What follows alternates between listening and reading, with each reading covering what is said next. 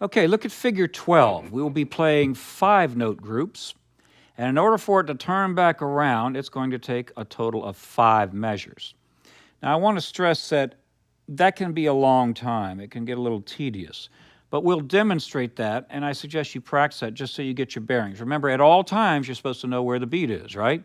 If you don't, it means you're either focusing too much on your own playing or you're trying to play something that's technically beyond you, and you're not able to listen to the groove. If you're going to be a good musician, if you're going to be a musician at all, you've got to be able to listen to something other than yourself. You've got to listen to what's going on around you.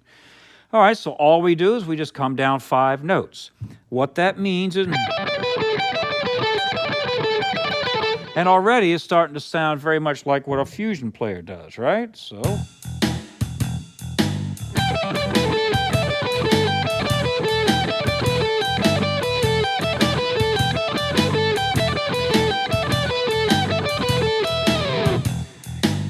it gets tedious.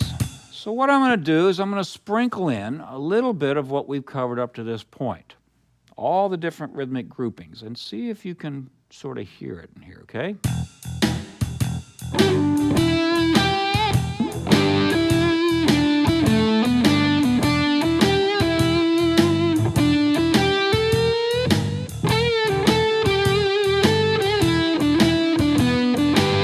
Those were swing 8s, now triplets and...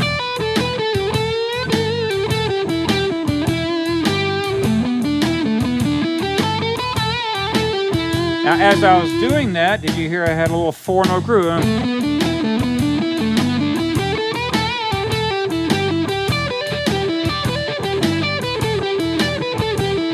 There's a 5.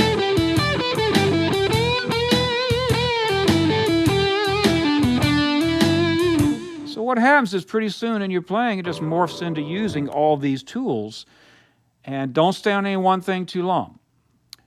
I'm able to blend all these together because I've been playing a few hundred years. But if you're just getting off the ground, try to set up ahead of time what you want to do. You might say, I want to play a little bit of a triplet. I want to play a little bit of some swing 8s. I want to play a little bit of 2-note groups, 3-note groups, 4-note groups, 5-note groups. And you're going to crash and burn trying to connect them.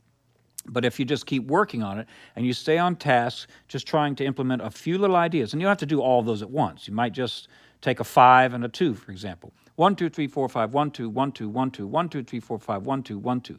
Things like that, you know?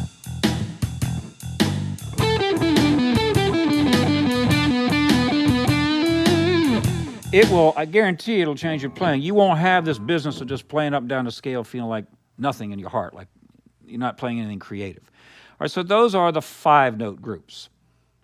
And the next lesson, we will talk about some 6-note groups.